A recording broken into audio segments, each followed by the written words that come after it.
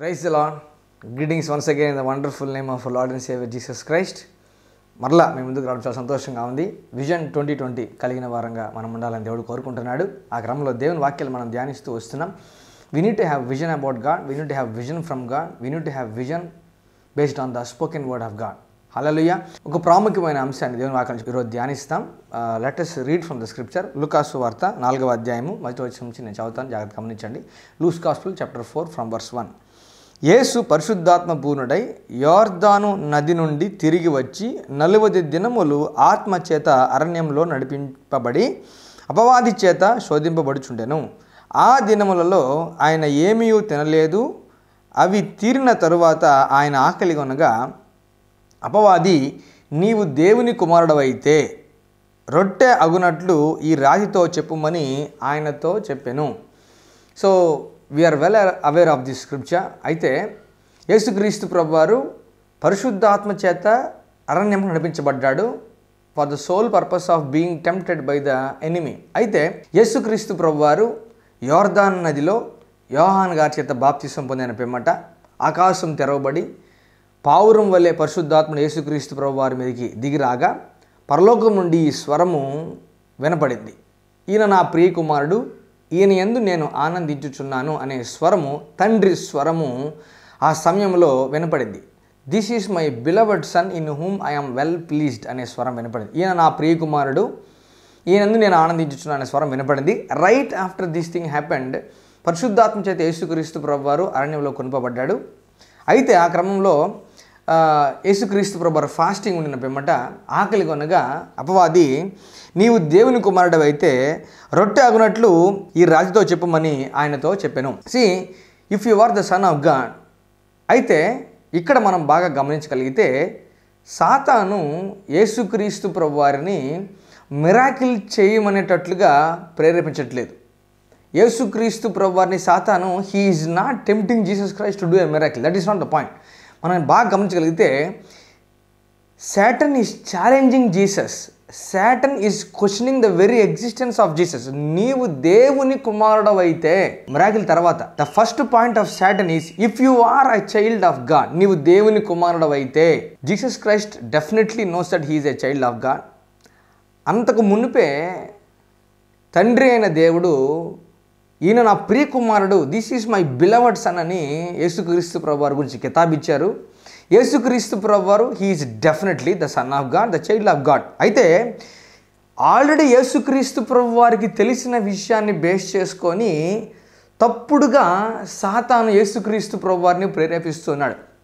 This is the basic nature of the enemy. This is the basic tactic of the enemy. ఉన్న సత్యాన్నే ప్రశ్నార్థకంగా వక్రీకరించి మాట్లాడే వ్యక్తి ఎవరంటే అపవాది, సాతాను. చూడండి, ఇప్పుడు ఏంటంటే, ఇప్పుడు నేను దేవుని కుమారుడునని యేసుక్రీస్తు ప్రభువారు ప్రూవ్ చేసుకోవాలి. That was what Satan was meaning. నువ్వు ప్రూవ్ చేసుకో నీ ఎగ్జిస్టెన్స్ని, నువ్వు దేవుని కుమారుడు అయితే. నువ్వు దేవుని ఈజ్ ఛాలెంజింగ్. నువ్వు నిజంగా దేవుని కుమారుడు అయితే. This is the basic nature of the enemy. ఇలా మాట్లాడతాడు సాతాను. నువ్వు దేవుని కుమారుడు అయితే అని మాట్లాడతాడు, ఇది చెయ్యి అంటాడు. లేని పక్షంగా నీవు నిజంగా దేవుని కుమారుడు అయితే ఇది ఎందుకు చేస్తావు, నీవు నిజంగా దేవుని కుమారుడు అయితే ఇలాగెందుకు ప్రవర్తిస్తావు. He questions our very identity.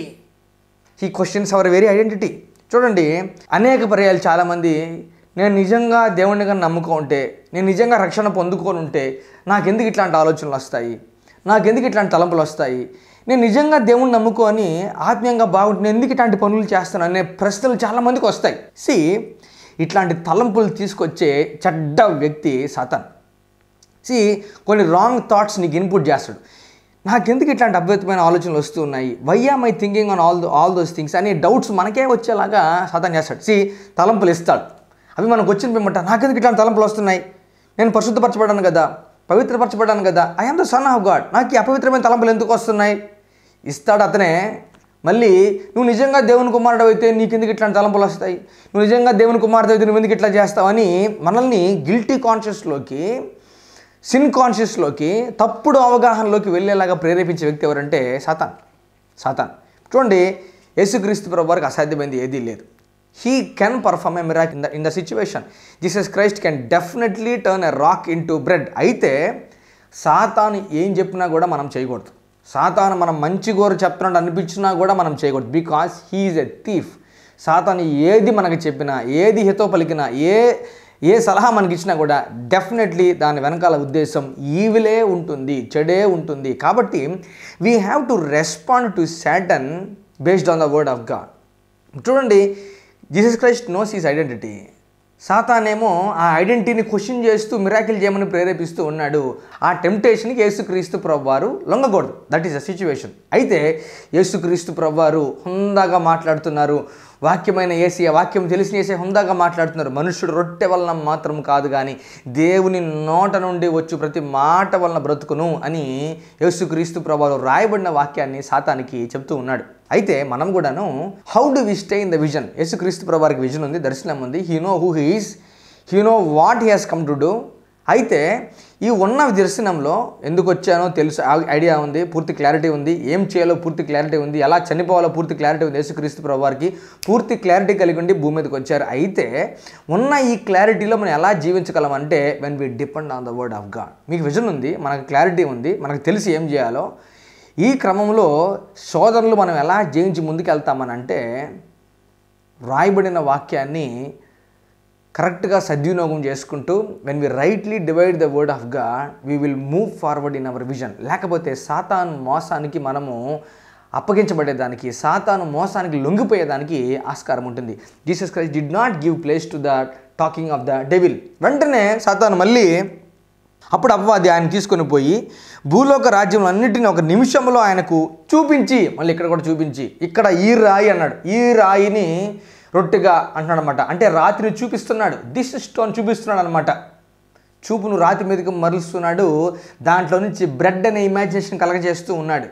This stone can become bread అనే ఇమాజినేషన్ యేసుక్రీస్తు ప్రభువారు కలగజేస్తూ ఉన్నాడు. కానీ దేవుని మాట ద్వారా రొట్టెలు కలుగుతాయి, దేవుని మాట ద్వారా రొట్టెలు కలుగుతాయి, మాట చేత మనము బ్రతుకుతామనే మాటని యేసుక్రీస్తు ప్రభువారు జ్ఞాపకం చేస్తూ ఉన్నారు.